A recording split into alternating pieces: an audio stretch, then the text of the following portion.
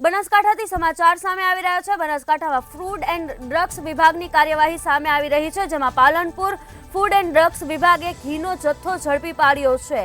17 લાખ રૂપિયાનું 2700 કિલોગ્રામથી વધુ શંકાસ્પદ ઘી ઝડપી પાડવામાં આવ્યું છે। ધાનવી એન્ટરપ્રાઇઝ નામની પેઢીમાં આરોગ્ય વિભાગે રેડ પાડી હતી। ઘી બનતું હોવાની બાતમીના આધારે વિભાગે દરોડા પાડ્યા હતા। પાલનપુરથી સમાચાર પ્રાપ્ત થઈ રહ્યા છે। આરોગ્ય વિભાગે 2700 કિલોગ્રામ ઘી સીઝ કર્યું છે।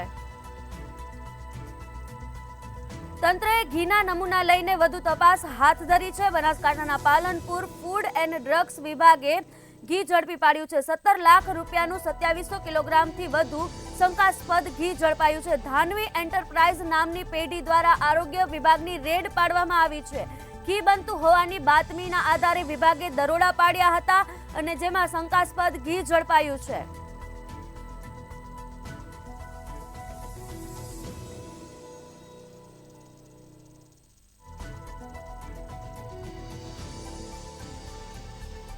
તો આજ મુદ્દે વધુ વિગત સાથે અમારા સંવાદદાતા ફોન લાઈન પર રમેશ પટેલ જોડાઈ ચૂક્યા છે। જી રમેશ, બનાસકાંઠામાં શંકાસ્પદ ઘી ઝડપાયું છે, શું છે કાર્યવાહી?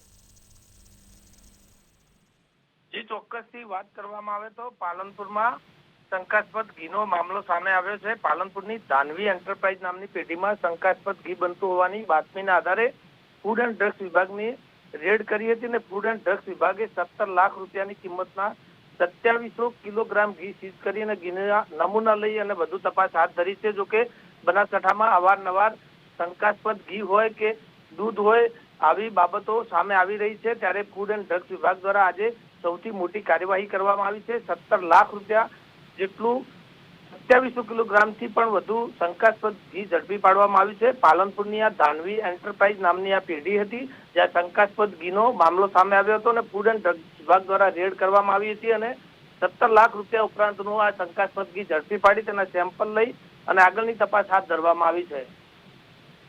જી, સમગ્ર માહિતી બદલ આભાર।